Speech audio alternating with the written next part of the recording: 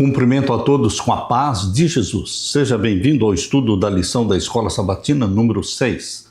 Confiança somente em Cristo. Antes de começar, vamos orar. Pai querido que estás nos céus, na tua presença, eu e os meus irmãos nos introduzimos com humildade, confiando nos méritos de Jesus. É em nome de Jesus que nós pedimos que o Senhor derrame o Espírito Santo sobre nós. Que ao abrirmos a Tua Palavra, o Senhor nos ilumine na compreensão e que o Senhor nos abençoe, respondendo às nossas necessidades. Nossa maior necessidade é o batismo do Espírito Santo e suplicamos em nome de Jesus. Amém. Confiança somente em Cristo. O verso áureo: o que eu quero é conhecer Cristo e o poder da sua ressurreição, tomar parte nos seus sofrimentos e me tornar como ele na sua morte, para que de algum modo alcançar a ressurreição dentre os mortos. Filipenses 3, 10 e 11. O que Paulo está dizendo aqui é: o que eu quero é conhecer Cristo. Ele já conhecia Cristo, mas o clamor de Paulo era continuar conhecendo Cristo, diariamente, um conhecimento diário. E também o poder da sua ressurreição. Cristo vive, porque ele vive, nós viveremos, e tomar parte nos seus sofrimentos. Isso é o lado difícil da vida cristã. Tomar parte nos sofrimentos de Jesus. Perseguiram a Jesus, perseguirão a mim e a você também, para que de algum modo alcancemos a ressurreição dentre os mortos. Participarmos da primeira ressurreição, queridos. A primeira ressurreição será na volta de Jesus. Ressuscitados serão todos os santos do Altíssimo, e então seremos arrebatados para o céu. Existe algo em nós que resiste à ideia de salvação somente pela fé. A tendência nossa é colocar obras, colocar nossas ações como meio de salvação, mas a Bíblia ensina a salvação 100% pela fé. Obviamente, uma fé viva, uma fé que produz obras, mas é pela fé, 100%, sem as obras da lei. De alguma forma, temos a tendência de confiar em nossos esforços, como se eles pudessem adicionar algo à nossa salvação. De maneira enfática, Paulo aborda essa questão em uma declaração polêmica contra aqueles que insistiam que a circuncisão era essencial para a salvação. Paulo é a pessoa mais habilitada para falar sobre fé e obras, porque ele era fariseu. Ele veio desse sistema de obras. Fariseu se tornou sinônimo de obras, salvação pelas obras, e Paulo veio deles. Mas Paulo entendeu que a salvação não é pelas obras. A fim de evitar que alguém considere suas ações como a circuncisão uma contribuição para a salvação, Paulo deixa claro que a justiça vem de Cristo como um presente recebido pela fé e não pela lei. Embora a circuncisão possa não ser um tema central hoje, o princípio que ela representa ainda permanece atual, que é o princípio da salvação pelas obras. A própria reforma protestante teve início por causa dessa questão, o papel da fé e das obras na vida de um seguidor de Cristo. No final, Cristo é tudo para nós, autor e consumador da fé, conforme diz Hebreus 12, 2. Quando nossas prioridades estão no lugar certo, vivemos com a certeza do amor de Deus e desfrutamos desde já da promessa da salvação, sem colocar nenhuma confiança na carne. Não confiamos em nós mesmos. A primeira lição que nós, como filhos e filhas de Deus, precisamos aprender é a desconfiança de nós mesmos e a confiança plena unicamente em Jesus Cristo, em sua graça, no sangue de Jesus que nos purifica de todo o pecado. Aleluia! Na parte de domingo, alegrando-se no Senhor. Paulo fala muito de alegrar-se no Senhor, embora estivesse na prisão, tendo toda justificativa para reclamar, para murmurar, mas ele não murmurava. ele alegrava-se no Senhor e ele incentiva você também a alegrar-se no Senhor, porque o cristão é alegre, é feliz, ele tem motivos de viver uma alegria cristã, porque ele está salvo em Jesus Cristo. Ele tem um futuro brilhante diante dele, um final feliz, que é o novo céu e a nova terra. Portanto, alegre-se, meu irmão, não nos sofrimentos, mas alegre-se no Senhor Jesus Cristo. Filipenses capítulo 3, vamos ler, capítulo 3, do verso 1 até o verso 3. Quanto ao mais, meus irmãos, alegrem-se no Senhor. Escrever de novo as mesmas coisas não é um problema para mim e é segurança para vocês. Cuidado com os cães. Olha aqui, quando a Bíblia fala cães, está falando daqueles que são maus obreiros. Cuidado com os cães, cuidado com os maus obreiros, cuidado com a falsa circuncisão. Os fariseus que queriam exigir a circuncisão dos gentios. Queridos, isto é chamado pelo apóstolo Paulo aqui de cães, de maus obreiros, porque nós é que somos a circuncisão. Por que nós é que somos a circuncisão? Porque nós temos a circuncisão do coração. Nós não somos herdeiros de Abraão segundo o sangue, segundo a circuncisão. Nós somos herdeiros de Abraão segundo a fé.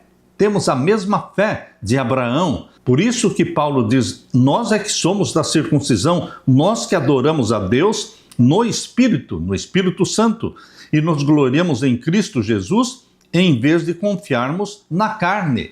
Nós que não confiamos na carne, nós que não confiamos nas nossas boas obras, nós que confiamos unicamente na justiça de Cristo, no sangue de Cristo, nós somos a verdadeira circuncisão, os verdadeiros herdeiros de Abraão.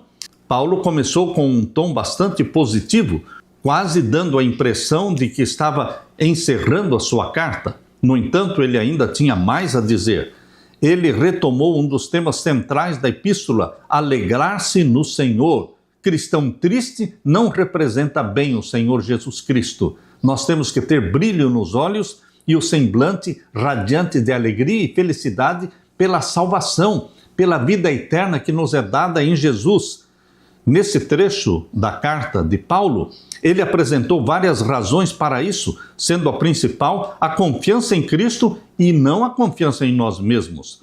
Nós nos gloriamos em Cristo Jesus, disse Paulo, em vez de confiarmos na carne. Filipenses 3, 3. Será que nós, de alguma forma, já aprendemos a importância de não confiar na carne? A advertência enfática de Paulo, cuidado com os cães, é repetida 3 vezes, algo único nas Escrituras. Parece que os filipenses entendiam bem a ameaça a qual Paulo estava se referindo. Em vez de tratar de 3 problemas distintos, essa advertência parece se direcionar a um grupo de falsos mestres, descritos de 3 maneiras diferentes. Era uma encrenca, era uma luta, uma briga entre fé e obras. Paulo defendendo a salvação unicamente pela fé. Eu me lembro que nós, da classe de teologandos de 1974, quando na ocasião da formatura, nós convidamos o pastor Jerome Justsen, para vir ser o nosso paraninfo, orador, na nossa formatura, e alguns que eram das obras, fariseus modernos, não queriam.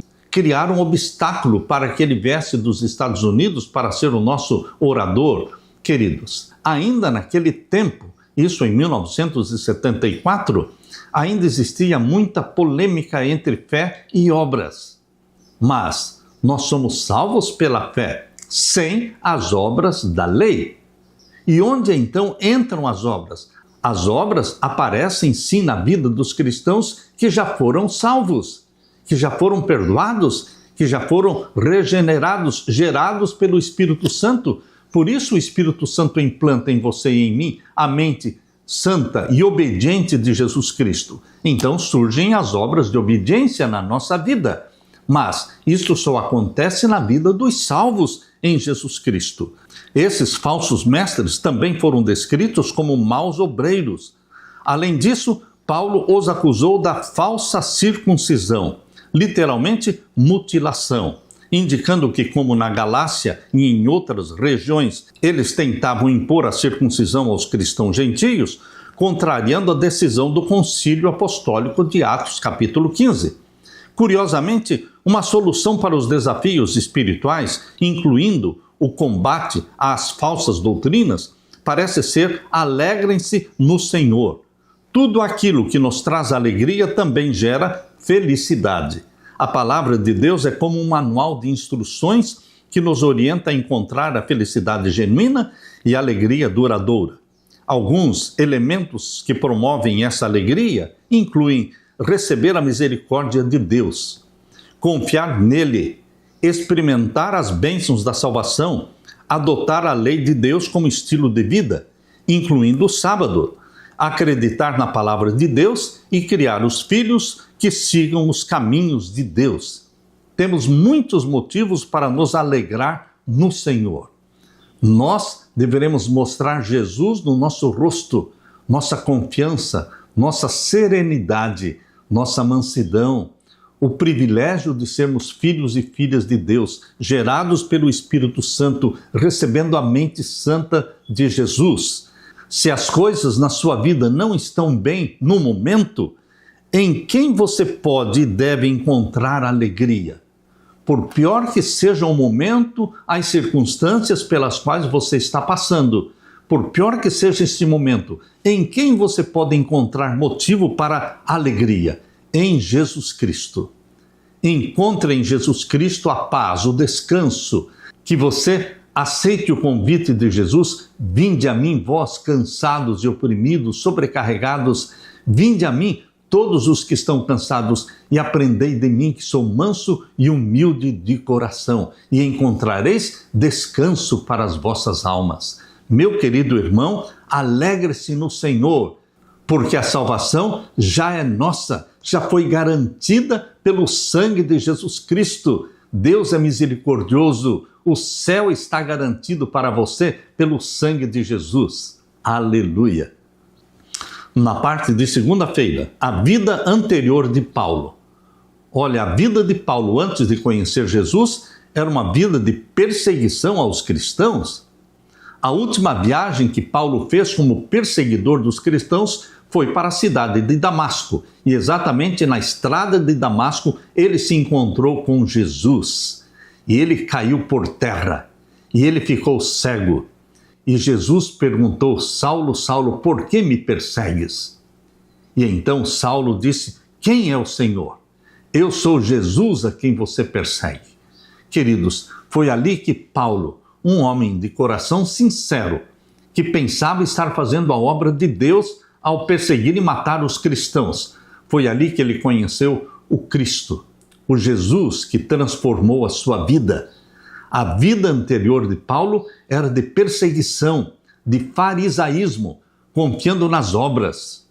É comum que os cristãos, ao se converterem, pensem em sua vida em termos de antes e depois de aceitar a Jesus. Assim como Paulo em Filipenses 3 fala, ele mostra quem ele era antes de conhecer Jesus. Tinha muito para se orgulhar dos seus conhecimentos, do seu aprendizado aos pés de Gamaliel, do farisaísmo que ele praticava. Abra sua Bíblia em Filipenses capítulo 3, versos 4 a 6. Paulo menciona diversos aspectos da sua vida que em outro tempo ele viu como motivo de orgulho. Quais são esses aspectos? Ele fala em Filipenses capítulo 3, versos 4 a 6. Aqui diz: é verdade que eu também poderia confiar na carne. Se alguém pensa que pode confiar na carne, eu ainda mais. Porque ele era fariseu, ele era da tribo de Benjamim. Fui circuncidado no 8º dia, exatamente no 8º dia. Sou da linhagem de Israel, da tribo de Benjamim, hebreu de hebreus. Quanto à lei, eu era fariseu. Quanto ao zelo, perseguidor da igreja. Quanto à justiça que há na lei, irrepreensível. Dentro do conceito fariseu de justiça, Paulo diz: eu era irrepreensível, mas estava perdido, porque não tinha Jesus como meu Salvador.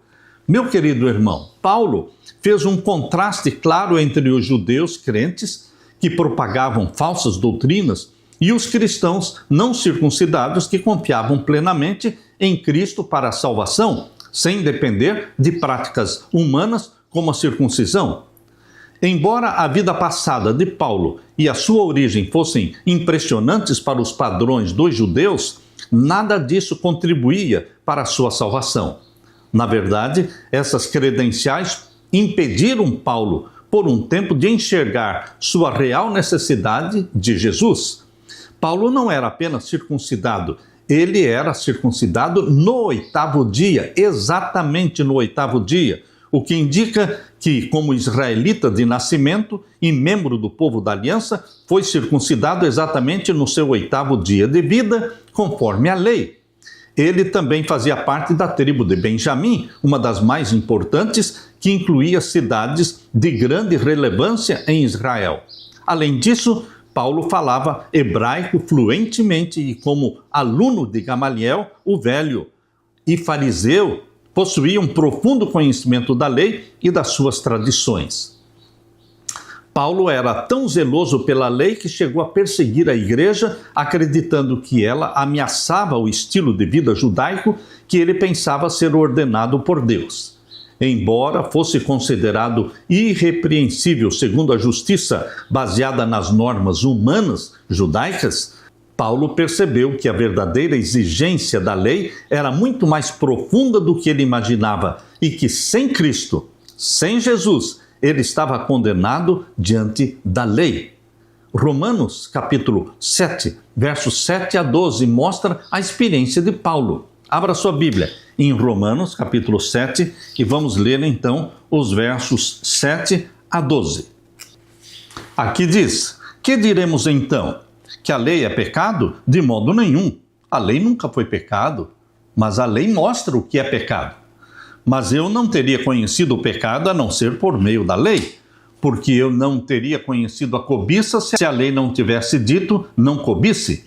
Mas o pecado, aproveitando a ocasião dada pelo mandamento, despertou em mim todo tipo de cobiça, porque sem lei o pecado está morto. Ou seja, sem lei não existe pecado. Se a lei de Deus fosse abolida, não existiria mais pecado, porque, conforme diz em 1 João 3,4, o pecado é transgressão da lei. Logo, se não existe lei, não existe pecado. Mas graças a Deus pela sua santa lei, que nos convence através do Espírito Santo de que somos pecadores, houve um tempo em que, sem a lei, eu vivia. Ou seja, Paulo, antes de conhecer a Jesus, vivia feliz, porque ele se considerava salvo pelas obras, pelas práticas farisaicas. Mas quando veio o mandamento, o pecado reviveu e eu morri. E verifiquei que o mandamento que me havia sido dado para a vida, esse se tornou mandamento para a morte. Porque o pecado, aproveitando a ocasião dada pelo mandamento, me enganou e por meio do mandamento me matou. Assim a lei é santa e o mandamento é santo, justo e bom. Não existe nenhum problema com a lei de Deus, ela é santa, justa e boa. Por quê? Porque é um reflexo do caráter de Deus, que é santo, justo e bom. O problema está em mim e em você, que somos pecadores e que não conseguimos guardar a lei de Deus por nós mesmos. Nós, como seres carnais, com a natureza pecaminosa, nós não somos submissos à lei de Deus, não somos amigos de Deus. Nós precisamos passar pelo novo nascimento. Nós precisamos ser gerados pelo Espírito Santo, nascer da água e do Espírito, gerado pelo Espírito, e nascer como filho e filha de Deus. Então, sim, o Espírito Santo nos dá a mente obediente de Jesus e teremos prazer na obediência aos mandamentos de Deus. Meu querido irmão, que ponto essencial Jesus e Paulo destacam sobre a lei? A lei é santa, justa e boa, mas impossível de ser guardada pelos que não nasceram do Espírito Santo. Primeiramente, você é salvo por Jesus, nasce do Espírito, e então o Espírito Santo dá para você o poder da obediência, a mente obediente de Jesus. Aleluia! Na parte de terça-feira, o que importa? O que importa para Deus?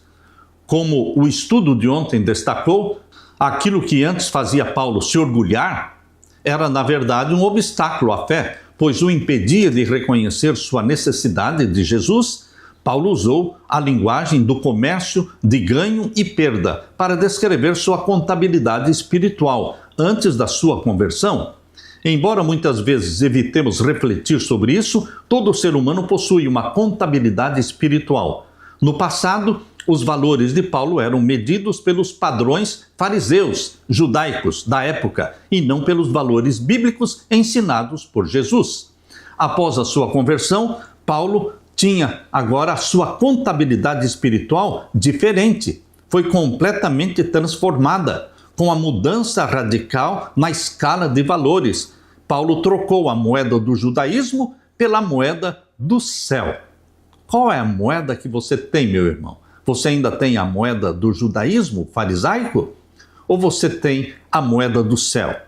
Aquele que desceu do céu pode falar sobre o céu e apresentar corretamente as coisas que formam a moeda do céu, sobre as quais ele estampou sua própria imagem e inscrição.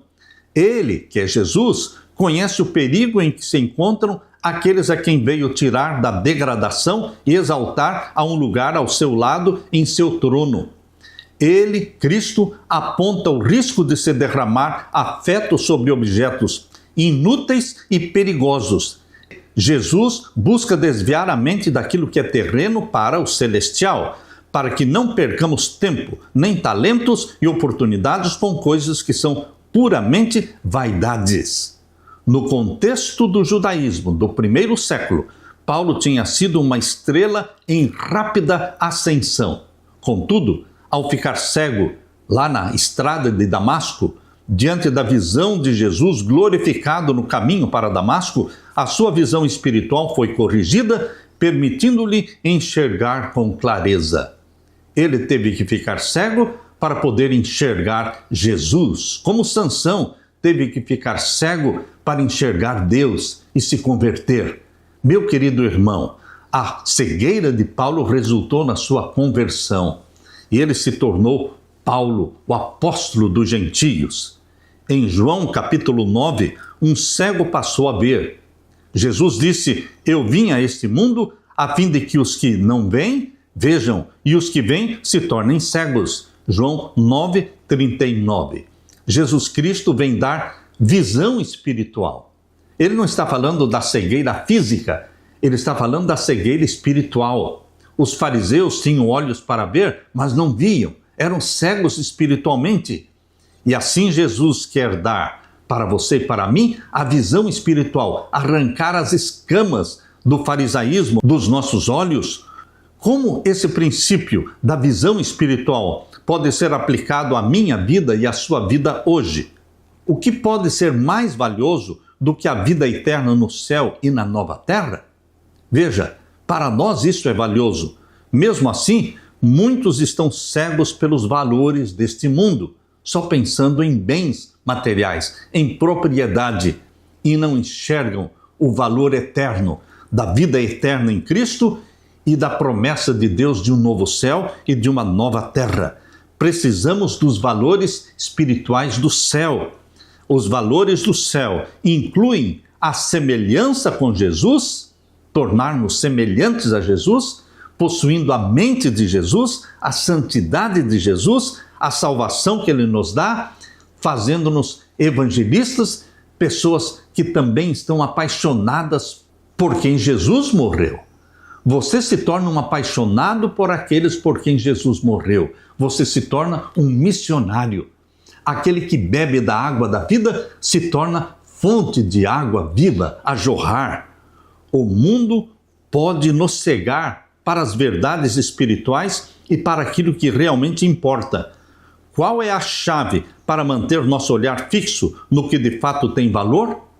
Memorizando o texto que Ellen White escreveu no Desejado de Todas as Nações, onde ela diz: a primeira lição daquele que quer ser co-obreiro de Deus, a primeira lição a ser aprendida é a autodesconfiança, desconfiar de nós mesmos. E então o Espírito Santo poderá viver em nós, nos tornando semelhantes a Jesus, desconfiando de nós mesmos e confiando plenamente em Jesus Cristo, tornando-nos salvadores de almas. Paulo se tornou um apóstolo plantador de igrejas. Ele salvou muitas almas, porque a paixão de Jesus tornou-se a paixão de Paulo. Não mais confiava na sua linhagem israelita, não mais confiava no fato de ser da tribo de Benjamim, de ter sido circuncidado, de ter sido aluno de Gamaliel. Tudo isso para Paulo se tornou refúgio, se tornou lixo. E ele agora exaltou Jesus Cristo. Para Paulo, Cristo era tudo. Por isso ele disse, para mim o viver é Cristo e o morrer é lucro. Aleluia! Na parte de quarta-feira, a fé de Cristo é a única fé que salva, a fé de Cristo e a fé em Cristo. Não devemos deixar passar despercebida a ideia central de Paulo. Na estrada para Damasco, ele viveu uma troca extraordinária ao abandonar sua antiga vida baseada na lei, nas práticas farisaicas, para experimentar a presença do próprio Cristo, para ganhar a Cristo e ser achado em Cristo. Filipenses 3, verso 8 e 9. Abra sua Bíblia agora em Efésios capítulo 1, verso 4. Efésios capítulo 1, verso 4. Aqui diz: antes da fundação do mundo, Deus nos escolheu nele para sermos santos e irrepreensíveis diante dele. Paulo, inspirado pelo Espírito Santo, está falando que nós fomos escolhidos antes da fundação do mundo. O plano da salvação não foi feito depois do pecado de Adão e Eva. O plano da salvação já existia antes da criação de Adão e Eva. Antes de criar Adão e Eva lá no Jardim do Éden, o Deus Filho, o Criador dos céus e da terra, o Verbo que se tornou carne. Lá, antes dele se tornar carne, ele era o Deus, Criador dos céus e da terra, porque tudo foi criado através do Deus Filho. E ele nos criou, nos escolheu para sermos santos e irrepreensíveis diante dele, em amor. Meu querido irmão, é um privilégio ter sido escolhido por Deus antes da criação do mundo. Mas muitos recusam, rejeitam a escolha que Deus fez deles. Você tem a liberdade de escolha. Você pode aceitar a escolha que Deus fez para que você seja santo e irrepreensível diante dele, abraçar a Jesus como Salvador e se tornar semelhante a Jesus Cristo, vivendo vida santa e irrepreensível. Abra também a Bíblia na segunda carta de Paulo aos Coríntios, capítulo 5 e o verso 21. Aqui diz: aquele que não conheceu o pecado, Deus o fez pecado por nós, para que nele fôssemos feitos justiça de Deus. Quando é que Jesus se tornou pecado por nós? Você pode pensar, quando ele nasceu da Virgem Maria? Não, ele não se tornou pecado ao nascer da Virgem Maria. Ele se tornou pecado na cruz. Quando ele se tornou pecado, ele se sentiu separado da divindade. Por isso ele clamou, Deus meu, por que me desamparaste? Não foi antes da cruz, foi na cruz que ele se sentiu separado de Deus, o Pai, porque ele se tornou pecado na cruz. Sabem, queridos, o nosso pecado foi colocado sobre Jesus, ele que nunca pecou. Por isso, ele tinha plena comunhão com o céu, com o Pai. Ele era a habitação do Espírito Santo, mas na cruz ele se tornou pecado, ele se tornou maldição, na cruz do Calvário. Por isso ele disse, Deus meu, por que me desamparaste? Aquele que não conheceu o pecado, Deus o fez pecado por nós, para que nele fôssemos feitos justiça de Deus. E agora, Colossenses capítulo 2 e o verso 9. Aqui diz, porque nele, falando de Jesus, habita corporalmente toda a plenitude da divindade. Jesus é Deus, é o Deus encarnado. Ele é o Criador dos céus e da terra, conforme está bem explicado em João capítulo 1, versos 1 até o verso 3. Tudo foi feito através dele, e sem ele nada do que foi feito se fez. É esse Deus, é o Verbo da divindade, que se tornou carne, João 1,14, e habitou entre nós. Nele habita corporalmente toda a plenitude da divindade. E agora Gálatas capítulo 2 e o verso 20. Logo, já não sou eu quem vive, mas Cristo vive em mim. E esse viver que agora tenho na carne, vivo pela fé no Filho de Deus que me amou e se entregou por mim. Paulo pôde dizer, não mais vivo eu, mas Cristo vive em mim. Ser justificado por Jesus Cristo, viver em Jesus Cristo, não mais vivo, mas Cristo vive em mim. A expressão em Cristo, mencionada por Paulo, tem sido amplamente debatida.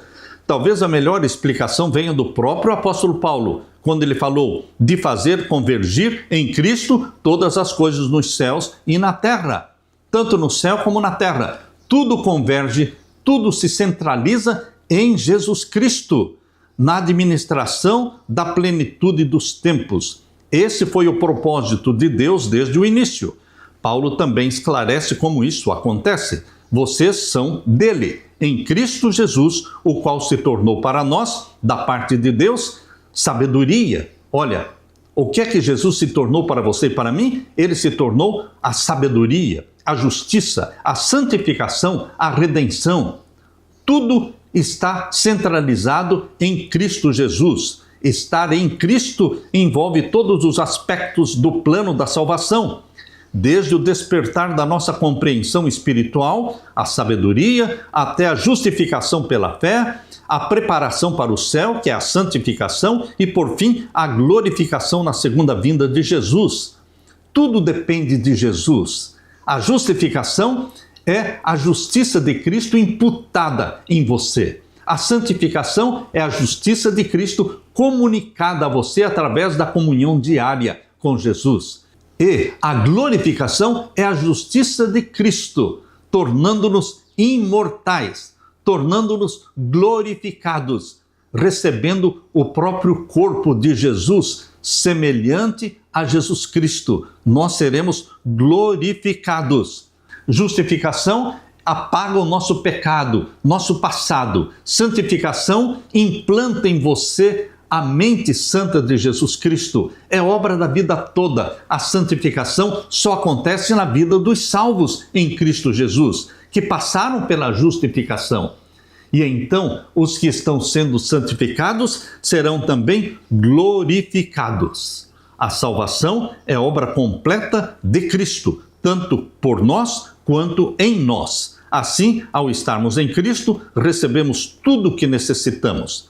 Leia agora Filipenses capítulo 3 e o verso 9. Aqui diz, ser achado nele, não tendo justiça própria, que procede da lei, mas aquela que é mediante a fé em Cristo, a justiça que procede de Deus, baseada na fé. Aqui Paulo está falando da justiça que vem de Jesus Cristo, ser achado em Cristo, não tendo justiça própria, que é a farisaica, mas aquela que é mediante a fé em Cristo Jesus. Queridos, contrário à justiça própria, a justiça pelas obras, existe a justiça pela fé em Cristo Jesus, a única que pode nos salvar. É a justiça de Jesus imputada a você e comunicada a você.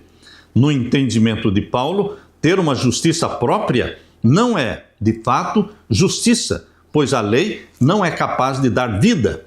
Somente Cristo pode fazer isso por meio da fé, e não se trata de qualquer tipo de fé. Afinal, até os demônios creem e tremem, como diz Tiago 2,19. A única fé que salva é a fé de Cristo e também a fé em Cristo. Somente a fé de Cristo obedeceu plenamente e tem o poder de obedecer. E ele implanta em você, através do Espírito Santo, a fé dele. O Espírito Santo implanta em nós a fé de Jesus. Por quê? Porque nós temos fé em Jesus. Todo aquele que tem fé em Jesus, o Espírito Santo implanta neles a fé de Jesus, que é uma fé obediente, que gosta, que ama os mandamentos de Deus.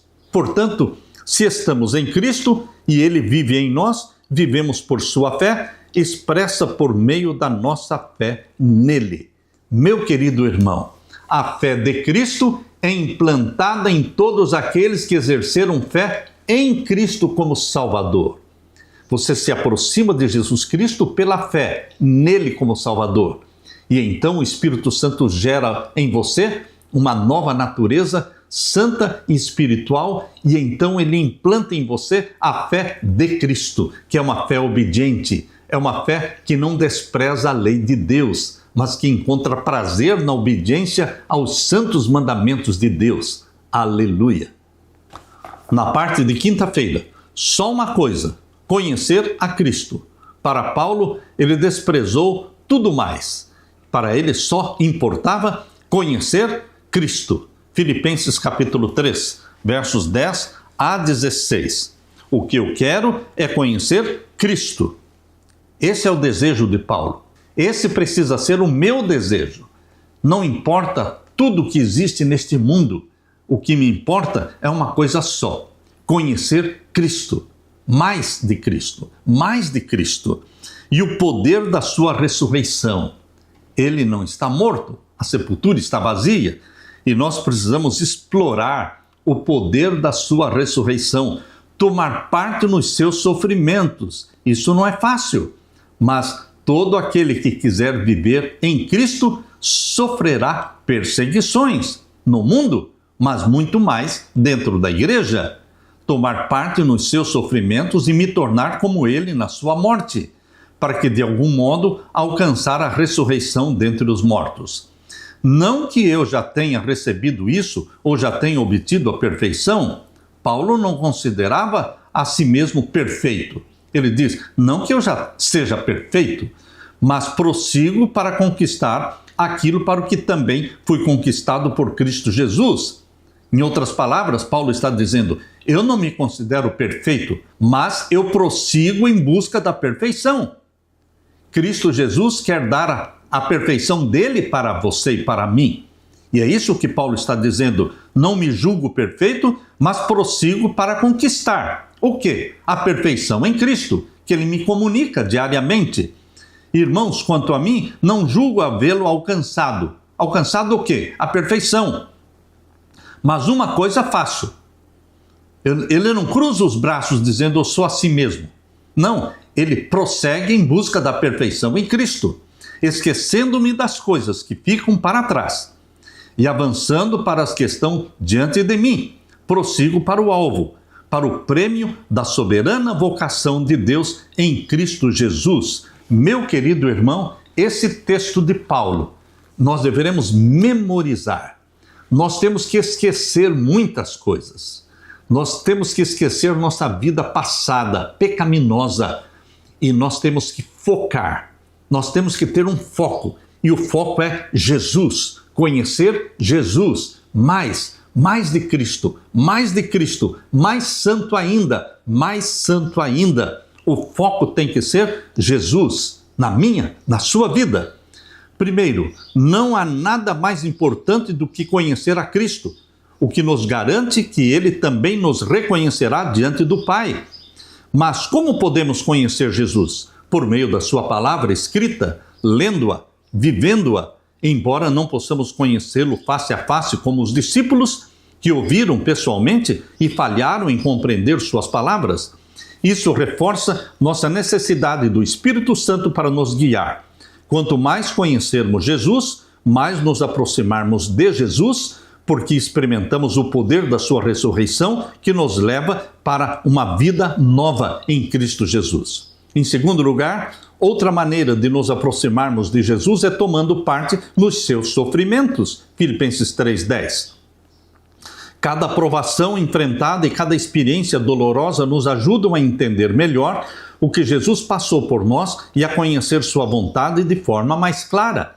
Em terceiro lugar, uma terceira forma de nos aproximarmos é avançando para o alvo, para o prêmio da soberana vocação.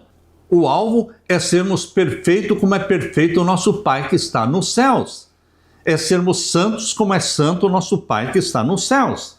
Assim como Cristo, que por meio da sua morte e ressurreição subiu aos céus, Deus nos convida a receber a mesma recompensa celestial, a vida eterna.